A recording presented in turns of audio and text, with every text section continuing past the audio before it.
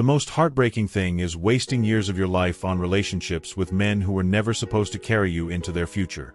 And worse is walking away from the right person because you didn't recognize what God placed right in front of you. So let me ask you something.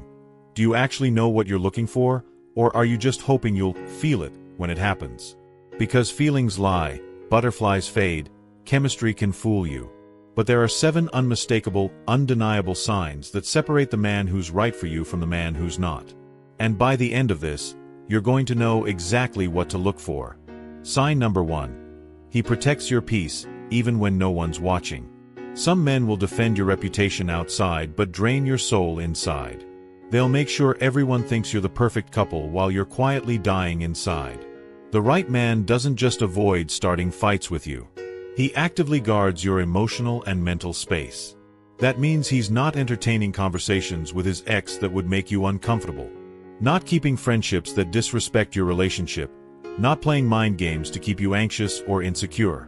A man who's serious about you will make sure you feel safe, not just physically, but emotionally.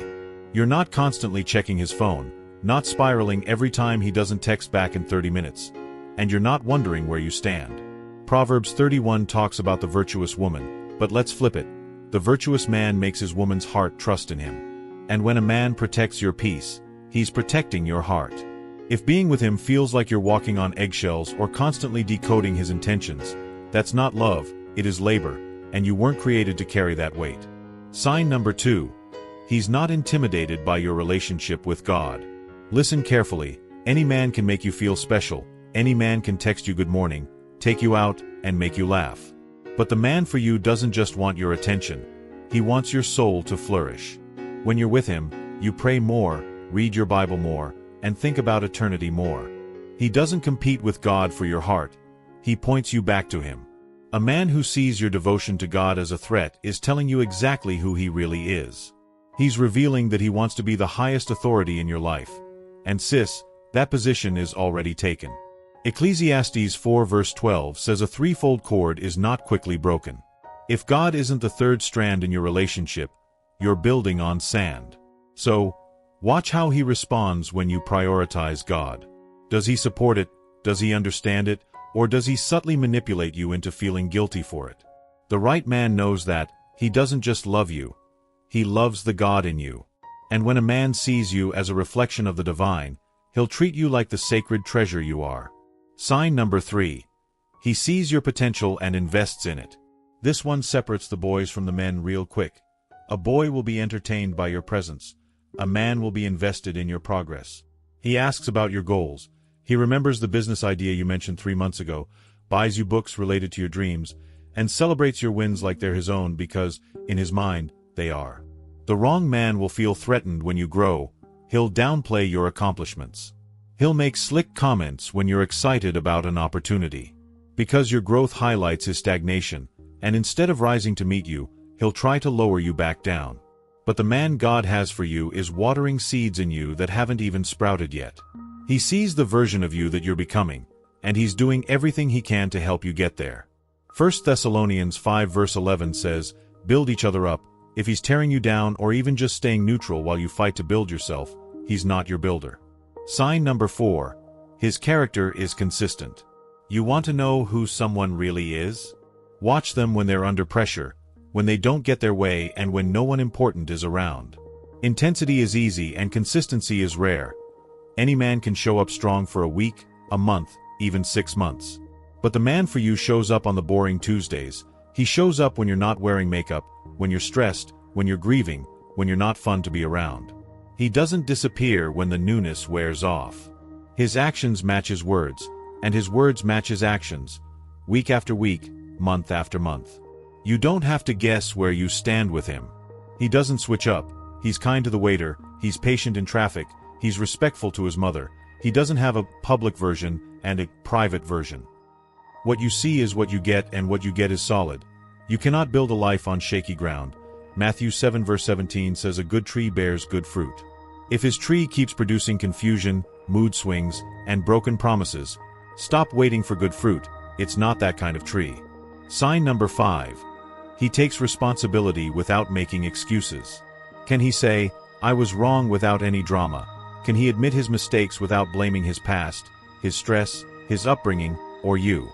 A man who can't own his mess will never be able to lead a family. Leadership requires accountability, and accountability requires humility. If every argument ends with you apologizing for his behavior, you're not in a partnership, you're parenting a grown man. The right man will say, "I messed up, I'm sorry, how can I make this right?"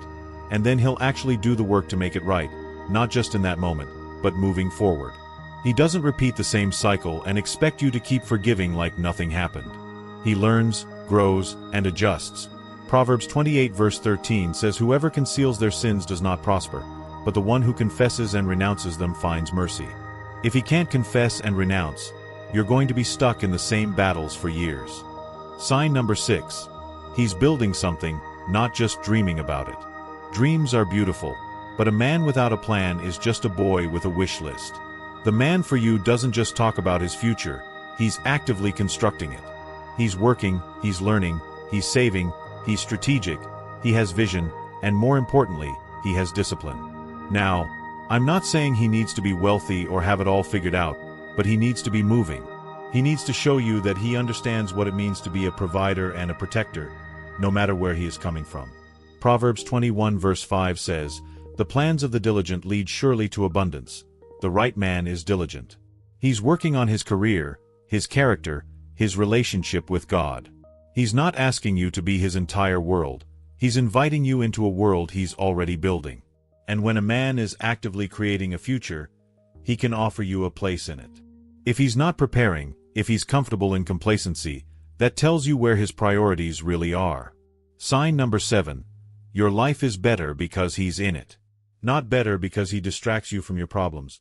Not better because he makes you feel wanted, but genuinely better. You're healthier, wiser, more confident, closer to God, and more aligned with your purpose. The wrong person will drain you and call it love.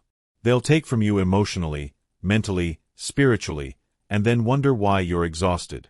But the right man pours back into you. Being with him doesn't deplete you, but replenishes you. Romans 8 verse 28 says, "All things work together for good for those who love God and are called according to his purpose." If this relationship is part of God's plan for you, it won't work against your purpose, it will work with it. You'll see the evidence in your growth, in your peace, in the way your life is expanding, not shrinking. So here's where we land. If you're watching this and realizing the man you're with doesn't check most of these boxes, I need you to sit with that. Don't rush past it. Don't make excuses for him, or convince yourself that he'll change once you're married or once things settle down. What you see now is what you're signing up for. And if you're in a relationship right now, measure it against these 7 signs. Not against how you feel, or against how long you've been together, but against truth. If he checks most of the boxes, thank God for him and fight for what you have. If the answer is no, pray for the courage to do what needs to be done. If this video spoke to you, do me a favor. Hit that like button, share this with a friend who needs to hear it, and subscribe because we're going deeper every single week. Drop a comment and tell me, which of these 7 signs hit you the hardest? Let's talk about it. And remember, you're not asking for too much, you're asking for what God already said you're worth. I'll see you in the next one. God bless you.